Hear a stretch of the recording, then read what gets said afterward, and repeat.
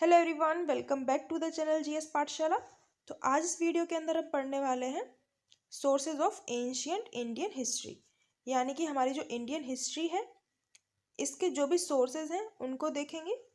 कौन कौन से सोर्सेज आएंगे इसके अंदर? Literary sources, non literary sources. Non literary sources के अंदर इंस्क्रिप्शन, मॉन्यूमेंट्स, कॉइन्स, इन सब चीज़ों को देखेंगे। लिटरेरी सोर्सेज के अंदर कौन कौन सी बुक्स आती हैं उन सबको कवर करने वाले हैं। तो चलिए स्टार्ट करते हैं। सबसे पहले हम देखते हैं कि सोर्सेज होता क्या है। The sources that give information about the event of past time. Past time के बारे में जो भी हमें इंफॉर्मेशन देने वाली चीज़ें होती हैं, इवेंट्स होते हैं, उन सबको हम क्या बोलते हैं? सोर्सेज। अब सोर्सेज दो टाइप के होते हैं, literary sources and archaeological sources. Archaeological sources को ही हम क्या बोलते हैं? Non literary sources.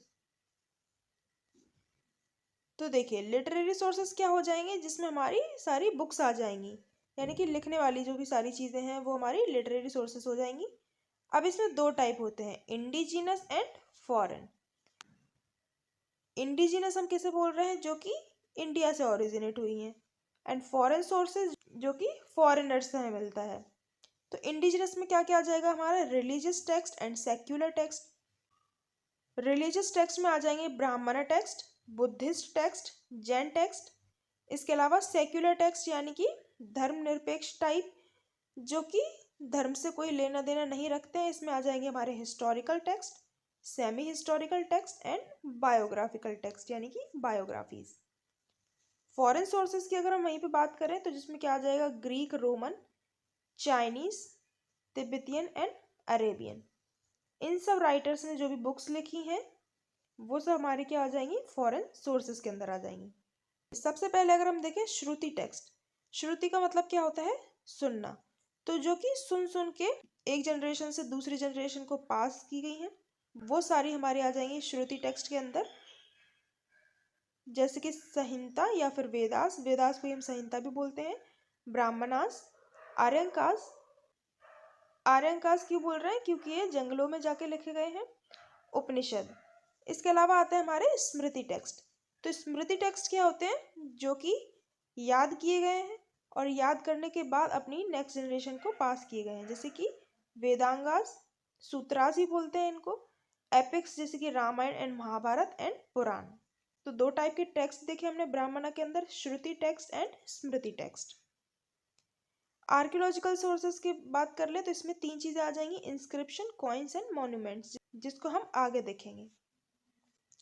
अब सबसे पहले हम देख लेते हैं जो हमारे श्रुति टेक्स्ट हैं, यानी कि जो वेदास हैं, ब्राह्मणास, आर्यंकास, इनके बारे में थोड़ा सा देख लेते हैं। सबसे पहले वेदास। देखिए, वेदास जो है वो चार टाइप के होते हैं, आपको नाम याद रखने हैं। ऋग्वेद, यजुर्वेद, सामवेद एंड अथर्ववेद।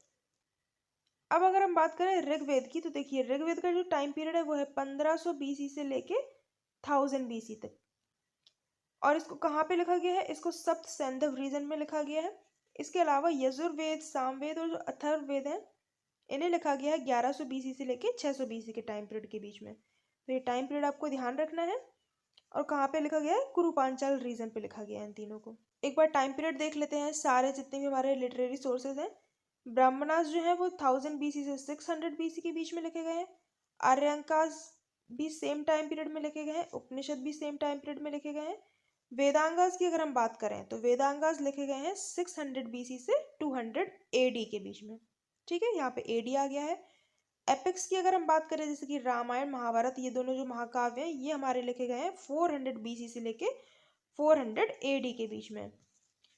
पुराण जो है हमारे पुराण, इनको लिखा गया है 400 बीसी से 400 एडी के बीच में। अब देखिए लिटरेरी सोर्सेज के अंदर हमने क्या देख लिया है? हमने ब्राह्मणास को देख लिया है। अब हम देखेंगे बुद्धिस्ट टेक्स्ट। तो देखिए बुद्धिस्ट टेक्स्ट में दो टाइप के टेक्स्ट होते हैं, पाली टेक्स्ट एंड अनुपाली टेक्स्ट। सबसे पहले हम देखते हैं पाली टेक्स्ट। इसमें आ जाएगा हमारे त्रिपिटक, मिलिंद एंड दीपवंशा या महावंशा। त्रिपिटक की अगर हम बात करें, तीन टाइप के आते हैं इसके अंदर, विनय पिटक, सुत्त पिटक एंड अभिधम्म पिटक। मिलिंद क्या है? ये एक डायलॉग है बिटवीन मिलिंद एंड एक बुद्धिस्ट सेंट थे नागसेन। तो नागसेन एंड मिलिंद के बीच की जो डायलॉग है उसे लिखा गया है मिलिंद पानो नाम की टेक्स्ट के अंदर। दीपवंशा एंड महावंशा क्या है? इसमें श्रीलंका के क्रॉनिकल्स के बारे में लिखा गया है। तो ये तीनों आपको याद रखने हैं, त्रिपिटक, मिलिंद पानो एंड दीपवंशा महावंशा। ये हमारे क्या है? ये बुद्धिस्ट टेक्स्ट हैं। अब हम देख लेते हैं त्रिपिटक। त्रिपिटक में सबसे पहले विनय पिटक पढ़ा था हमने। तो विनय पिटक जो है इसमें मोनेस्टिक कोड्स दिए गए हैं। सुत्त पिटक में हमारे बुद्धिस्ट ने जो भी उपदेश दिए हैं उनके बारे में लिखा गया है। अभी धम्म पिटक में जो भी रिलीजियस डिस्कोर्सेज हैं बुद्ध के, उनको लिखा गया है। अब देखते हैं अनुपाली टेक्स्ट। तो अनुपाली टेक्स्ट के अंदर क्या क्या आ जाएगा? दिव्यधान, आर्य मंजूश्री मुकल्पा एंड ललित विस्तार। दिव्यधान के अंदर जो कि लेटर मौर्यंस थे एंड शुंग के रूलर थे, उनके बारे में लिखा गया है। आर्य मंजूश्री मुकल्पा के अंदर पॉलिटिकल इवेंट्स लिखे गए हैं मौर्यन पीरियड के एंड वर्धन पीरियड के। ललित विस्तार, देखिए ललित विस्तार में गौतम बुद्ध की जितनी भी एक्ट्स हैं उनको लिखा गया है। तो ये सारे हमारे क्या हो गए? त्रिपिटक एंड अनुपाली टेक्स्ट। अब हम देख लेते हैं जैन टेक्स्ट। तो देखिए जैन टेक्स्ट को कंपाइल किया गया था 6th सेंचुरी एडी में इन सेकंड जैन महासभा। आपसे पूछ सकते हैं कौन से नंबर की जैन महासभा थी? तो 2nd नंबर की जैन महासभा थी, जिसमें हमने कंपाइलेशन किया है सारे जैन टेक्स्ट का। और ये कहाँ पे हुई थी? ये हुई थी गुजरात के वल्लभी रीजन में। ओके, अब देखिए जैन टेक्स्ट में 12 अंगाज होते हैं जो कि बहुत ही इंपॉर्टेंट है। आपको नंबर याद रखना है। जैन टेक्स्ट में 12 अंगाज होते हैं, इसमें अचरंगाज, भगवान सूत्र, नमधम्मा कथा सूत्र, ये सब इंक्लूडेड हैं। अब हम देखते हैं हिस्टोरिकल टेक्स्ट। तो देखिए हिस्टोरिकल टेक्स्ट में कौन कौन सी बुक्स आ जाएंगी? कौटिल्य की अर्थशास्त्र। कौटिल्य का दूसरा नाम क्या है? चाणक्य, और इनका रियल नेम क्या था? विष्णुगुप्त। इन्होंने लिखी है अर्थशास्त्र बुक। नाम सुनने में ऐसा लगता है कि इकोनॉमिक्स से रिलेटेड है, बट ये रिलेटेड थी मौर्यन टाइम पीरियड का जो एडमिनिस्ट्रेशन था, उसकी सारी इंफॉर्मेशन दी गई है इसमें अर्थशास्त्र में। इसके अलावा है कमंडक की नीति सार। तो कमंडक ने कौन सी बुक लिखी है? नीति सार। अब कल्हण जो एक दूसरे राइटर हैं, इन्होंने लिखी है राज तरंगिणी। तो आपको याद रखना है कल्हण ने कौन सी बुक लिखी है? राज तरंगिणी इन 12th सेंचुरी एडी। और ये किसके बारे में लिखी गई है? ये किंग्स ऑफ कश्मीर के बारे में लिखी गई है। नेक्स्ट हमारी बुक है चचनामा। तो देखिए चचनामा जो एक बुक है, ये पर्शियन ट्रांसलेशन है, और रियल बुक का नाम क्या था? तारीख ए सिंध व हिंद, जिसे लिखा गया था काजी इस्माइल के द्वारा, और पर्शियन में से ट्रांसलेट किया गया है बाय अली बिन हामिद कूफी। ठीक है, तो अली बिन हामिद कूफी ने इसे पर्शियन में ट्रांसलेट किया है और नाम क्या दिया था? चचनामा। ये सारी हमारी हिस्टोरिकल टेक्स्ट की बुक हो गई। अब अगर हम देखें बायोग्राफिकल टेक्स्ट कौन कौन से आ जाएंगे, जैसे कि बाण भट्टा ने लिखी है हर्ष चरित्रा।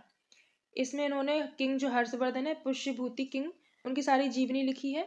इसके अलावा वकपति राज ने लिखी है गौड़ वहो। ये किसके ऊपर लिखी है? ये यशोवर्मन की जितनी भी सारी विक्ट्रीज थी उनके बारे में लिखा गया है।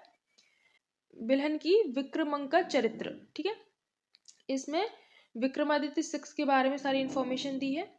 इसके अलावा चंद्रवरदाई ने लिखी है पृथ्वीराज रासो। ये इंपॉर्टेंट है, आपको याद रखना है। चंद्रवरदाई ने लिखी है पृथ्वीराज रासो, जिसमें उन्होंने पृथ्वीराज, सॉरी यहाँ पे स्पेलिंग थोड़ा सा, पृथ्वीराज थर्ड की जो भी लाइफ है उसके बारे में लिखा है। पृथ्वीराज चौहान की सारी लाइफ के बारे में लिखा है चंद्रवरदाई ने पृथ्वीराज रासो में। अब सेमी हिस्टोरिकल टेक्स्ट की अगर हम बात करें तो पणिनि ने लिखी है अष्टाध्यायी, गार्गी ने लिखी है गार्गी संहिता, पतंजलि की महाभाष्य, कालिदास ने लिखी है मालविकाग्निमित्र, जिसमें इन्होंने शुंग डायनेस्टी के रूलर अग्निमित्र और मालविका के बारे में लिखा है, उनकी लव स्टोरी के बारे में लिखा है। इसके अलावा विशाखा दत्त की मुद्रा राक्षस। तो विशाखा दत्त ने मुद्रा राक्षस नाम की बुक लिखी है, जो कि किसके ऊपर लिखी है? चंद्रगुप्त मौर्य, जो कि एक प्ले फॉर्म में है। अब हम देख लेते हैं हमारे फॉरेन सोर्सेज। यहाँ तक हम जो भी देख रहे थे वो हमारे इंडिजिनस सोर्सेज थे। अगर हम फॉरेन सोर्सेज की बात करें तो सबसे पहले ग्रीक राइटर्स आते हैं इसके अंदर। ग्रीक राइटर में सबसे पहले नाम आता है स्काईलेक्स। तो आपको याद रखना है फर्स्ट ग्रीक राइटर थे जिन्होंने इंडिया के बारे में लिखना स्टार्ट किया था। फिर आते हैं हमारे हिकेटस मिलेटस। हेरोडोटस की अगर बात आती है तो इन्हें हम फादर ऑफ हिस्ट्री भी बोलते हैं। जो क्टेशियस हैं ये हमारे ग्रीक फिजिशियन। मेगास्थनीज जो थे ये ग्रीक एम्बेसडर थे, और इन्हें किसने भेजा था? सेल्यूकस निकेटर ने, in period of Chandragupta Maurya. Chandragupta Maurya की कोर्ट में आए थे मेगास्थनीज। ये सारे हमारे ग्रीक राइटर्स हो गए। फिर देखते हैं हम रोमन राइटर्स, जिसके अंदर आ जाएगा प्लेनी। प्लिनी जो है वो एक रोमन हिस्टोरियन थे। कर्टियस जो कि आए थे 1st सेंचुरी एडी में। इसके अलावा टॉलमी, ये एक रोमन जियोग्राफर एंड हिस्टोरियन दोनों थे। जस्टिन कौन थे? जस्टिन जो थे इन्होंने टेक्स्ट जो लिखे हैं वो ग्रीक अकाउंट्स को मद्देनजर रखते हुए लिखे थे। तो ये सारे हमारे कौन हो गए? Roman writers, Pliny, Curtius, Ptolemy and Justin. फिर आते हैं अरब राइटर्स। तो देखिए अरब राइटर्स में सबसे पहले नाम आता है अल बरूनी। अल बरूनी जो थे वो आए थे 1010 एडी में। इसके अलावा इब्न बतूता, तो इब्न बतूता हैं ये इंडिया में आए थे 1333 एडी में। और किसके टाइम पीरियड में आए थे? ये आए थे जब तुगलक डायनेस्टी का रूल था दिल्ली सल्तनत में, मोहम्मद बिन तुगलक के कोर्ट में आए थे। इसके अलावा अब्दुल रजाक का टाइम पीरियड क्या था आने का? इनका टाइम था 1443 एडी। तो तीनों राइटर हमारे Al Biruni, Ibn Battuta and Abdul Razzaq. चलिए हमारे फॉरेन सोर्सेज भी हो गए, हमने सारे लिटरेरी सोर्सेज देख लिए। अब हम बढ़ते हैं हमारे नॉन लिटरेरी सोर्सेज के ऊपर। ठीक है, नॉन लिटरेरी सोर्सेज को हम आर्कियोलॉजिकल सोर्सेज भी बोलते हैं। इसके अंदर आ जाएंगे इंस्क्रिप्शन, कॉइन्स एंड मॉन्यूमेंट्स। एक एक करके देख लेते हैं। तो सबसे पहले हम देखते हैं इंस्क्रिप्शन होता क्या है। जब भी हम किसी रॉक या फिर पिलर पे कोई भी चीज उकेर उकेर के लिखते हैं उसे हम बोलते हैं इंस्क्रिप्शन। इन्हें आर्कियोलॉजिकल एक्सकवेशन के दौरान निकाला गया है। इनसे हमें इंफॉर्मेशन मिलती है उस रीजन की रिलीजन के बारे में, कल्चर के बारे में, वहाँ का एडमिनिस्ट्रेशन कैसा था, रूलर कैसा था, इकोनॉमी कैसी थी, और भी कई सारे एस्पेक्ट हमें पता चलते हैं। 1000 ऑफ इंस्क्रिप्शन हमें मिले हैं जो कि कई सारी लैंग्वेजेस में है, कन्नड़, तेलुगु, तमिल, संस्कृत, प्राकृत। ये सारे इंस्क्रिप्शन हमें बताते हैं वहाँ की मिलिट्री अचीवमेंट के बारे में। इसके अलावा और भी बहुत सारी इंफॉर्मेशन मिलती है। एग्जाम्पल अगर हम देखें, समुद्रगुप्त का इलाहाबाद पिलर इंस्क्रिप्शन, समुद्रगुप्त के इलाहाबाद पिलर इंस्क्रिप्शन को अगर हम देखें तो इसमें हमें उसके मिलिट्री अचीवमेंट्स के बारे में पता चलता है। इसके अलावा उत्तर मेरू इंस्क्रिप्शन, जिसमें चोलाज रूलर के एडमिनिस्ट्रेशन के बारे में, रूरल एडमिनिस्ट्रेशन के बारे में पता चलता है। इम्मड़ी पुलकेशन एयोल इंस्क्रिप्शन, और इसके अलावा खारवेल हाथी गुम्फा इंस्क्रिप्शन। तो इन सब के आपको नाम एक बार देख लेने, उत्तर मेरू, इम्मड़ी पुलकेशन एयोल इंस्क्रिप्शन एंड खारवेल हाथी गुम्फा इंस्क्रिप्शन। ये सारे इंपॉर्टेंट इंस्क्रिप्शंस हैं। अब हम देखते हैं मॉन्यूमेंट्स। तो देखिए मॉन्यूमेंट्स क्या होते हैं? Monuments are the major source to write history.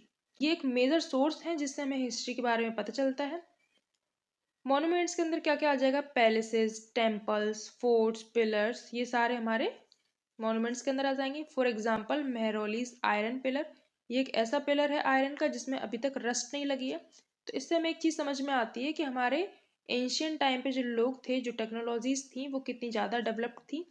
अब देखिए temple of Aihole and Pattadakal gives idea of evolution of development of Indian temple architecture. उस टाइम पे टेम्पल आर्किटेक्चर किस लेवल तक था उसके बारे में भी हमें पता चलता है। अब हम बात करते हैं चित्तौड़ विजय स्तंभ। ठीक है, चित्तौड़ का जो विजय स्तंभ है, जो विक्ट्री पिलर है, इससे हमें पता चलता है about victory of Rana Kumbha. जब भी कोई राजा जीत के आता था तो वो अपनी जीत को, अपनी जश्न को मनाने के लिए कुछ ना कुछ स्पेशल करता था। उसी तरीके से एक विक्ट्री पिलर बनाया गया था चित्तौड़ में to celebrate victory of Rana Kumbha. इसके अलावा है विस्परिंग गोल गुम्बज। अब देखिए गोल गुम्बज एक ऐसा टाइप का मॉन्यूमेंट है जिसके अंदर आप जाके कोई बात बोलेंगे, कुछ बोलेंगे तो आपको 7 बार सुनाई देगा। तो इससे हमें पता चलता है ये एक टाइप का एविडेंस है जिससे हमें उस टाइम की साइंस और टेक्नोलॉजी के बारे में पता चलता है कि वो कितनी ज़्यादा एडवांस थी।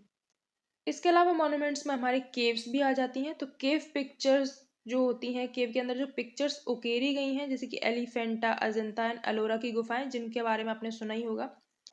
तो इससे भी हमें बहुत सारी इंफॉर्मेशन मिलती है।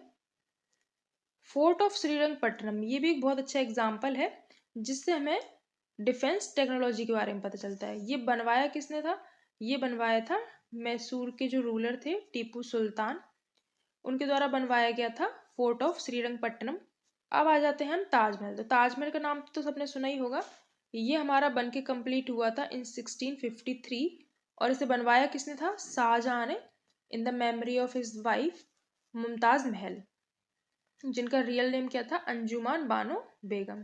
ठीक है, इनकी जब डेथ हुई थी उस टाइम पे शाहजहां ने ये ताजमहल बनवाया था और इसके जो मेन आर्किटेक्ट थे उनका नाम था उस्ताद ईशा। ठीक है, तो आपसे पूछ सकते हैं कभी कभी उस्ताद ईशा। ओके, और इस ताजमहल को बनने में कितना टाइम लगा था? Total 22 years. अब अगर हम बात करें नालंदा यूनिवर्सिटी की, इससे हमें क्या पता चलता है कि उस टाइम की जो एजुकेशन थी वो कितनी ज़्यादा हाई लेवल पे थी। इसके अलावा हमें मदरसा भी देखने को मिलता है, जिसे किसने बनवाया था? गवर्नर ने इन बीदर। ये हमारे एजुकेशनल मॉन्यूमेंट्स हो गए। अब जो बचे हुए कुछ रूइंस हैं, अगर हम उनकी बात कर लें तो excavation of Arikamedu and Pattanam in Tamil Nadu, a larger number of evidences were found. They speak about the commercial contact between south India and Romans. जो बचे कुचे रूइंस हैं उनसे भी हमें बहुत सारी इंफॉर्मेशन मिलती है, जैसे कि रोमन के साथ में हमारा ट्रेड। इसके अलावा pieces of terracotta, Bengal seals, ये सभी हमें एक्सकवेशन में मिलता ही रहता है, जिससे हमें क्या पता चलता है? Social, economic, religious and political cultural life of people of ancient time. पुराने ज़माने के जितने भी सारे एस्पेक्ट थे, हमें ज़्यादातर हर चीज़ की इंफॉर्मेशन इनसे मिल जाती है। अब हमें इन्हें पता कैसे लगाते हैं कि ये चीज़ें कितनी ज़्यादा पुरानी है? तो उसके लिए हम एक मेथड यूज़ करते हैं, कार्बन 14 डेटिंग। कार्बन 14 आइसोटोप से हम पता लगाते हैं कोई चीज़ कितनी ज़्यादा पुरानी है। इसके अलावा बुद्ध स्तूप हैं, जो कि हमें सन्नथीन, यादगीर डिस्ट्रिक्ट एंड राजगट्टा, ये भी हमें देखने को मिले हैं। तो ये सारे हमारे रूइंस हो गए। अब हम देखते हैं कॉइन्स। तो देखिए कॉइन्स क्या होते हैं, हम सबको पता ही है। सिक्कों को हम इंग्लिश में कॉइन्स बोलते हैं। ये देखने में तो बहुत ज़्यादा छोटे होते हैं, बट इनमें बहुत सारी इंफॉर्मेशन छुपी हुई होती है। जैसे कि किस ज्योग्राफिकल एक्सटेंट तक उस रूलर का रूल था, और इससे हमें क्या पता चलता है? लैंग्वेज ऑफ एडमिनिस्ट्रेशन, लैंग्वेज कैसी थी, टाइटल्स कौन कौन से मिले थे उस रूलर को, इकोनॉमिक कंडीशंस कैसी थी उस टाइम की, कितनी ज़्यादा मिंटिंग हो रही थी कॉइन्स की या कम हो रही थी, मेटल टेक्नोलॉजी क्या थी, किस टाइप के कॉइन्स यूज़ करे जा रहे थे, सिल्वर कॉइन्स, कॉपर कॉइन्स या ब्रॉन्ज कॉइन्स। तो देखिए अगर हम एग्जाम्पल की बात करें, गौतमी पुत्र सतकर्णी, ठीक है, इन्होंने क्या करा था? जब इन्हें नहापना रूलर को हराया था तो उसका नाम हर जगह से, हर कॉइन से हटा दिया था। इससे क्या पता चलता है कि गौतमीपुत्र सतकर्णी ने नहापना को हराया था। Availability of Roman coins in Bengaluru prove that fact that region has trade link with Romans. अब साउथ में जहाँ पे हमें रोमन कॉइन्स मिले हैं बेंगलुरु में, तो इससे क्या पता चलता है कि रोमन्स के साथ हमारा जो ट्रेड रिलेशन है वो कई हजारों साल पुराना है। दूसरा एग्जाम्पल है समुद्रगुप्त। तो देखिए समुद्रगुप्त जो थे, इन्होंने गोल्ड कॉइन्स को 7 टाइप से मिंट किया था, जिसमें हमें क्या देखने को मिलता है? इस इमेज में आप देख रहे होंगे, ये एक वीणा बजाते हुए एक इंसान दिख रहा है, ये समुद्रगुप्त हैं वीणा बजाते हुए, तो इससे पता चलता है कि वो म्यूजिक लवर थे। इसके अलावा वो अश्वमेघ यज्ञ भी करवाया था इन्होंने। अश्वमेघ यज्ञ के बारे में आपको पता होगा, जिसमें हॉर्स को खुला छोड़ दिया जाता है, वो जिस रीजन को क्रॉस करता है वो सारा रीजन उस राजा का हो जाता है, अनलेस कोई और उसको अपोज ना करे। ओके, तो यहाँ पे हमारे सारे सोर्सेज हमने कवर कर लिए हैं। लिटरेरी सोर्सेज को देख लिया है, जिसके अंदर सारी बुक्स देख ली हैं। नॉन लिटरेरी सोर्सेज को देख लिया है, जिसके अंदर हमने तीनों एस्पेक्ट्स कवर कर लिए हैं। एक बार वीडियो को वापस से देखेंगे तो आपको और अच्छे से याद हो जाएंगी। कोई भी डाउट हो तो आप मुझे कमेंट में पूछ सकते हैं। अगर आपको ये वीडियो यूजफुल लगी हो, पसंद आई हो, तो प्लीज़ वीडियो को लाइक करें, चैनल को सब्सक्राइब भी कर सकते हैं। तो चलिए फिर मिलते हैं हम नेक्स्ट वीडियो में विद अनदर टॉपिक।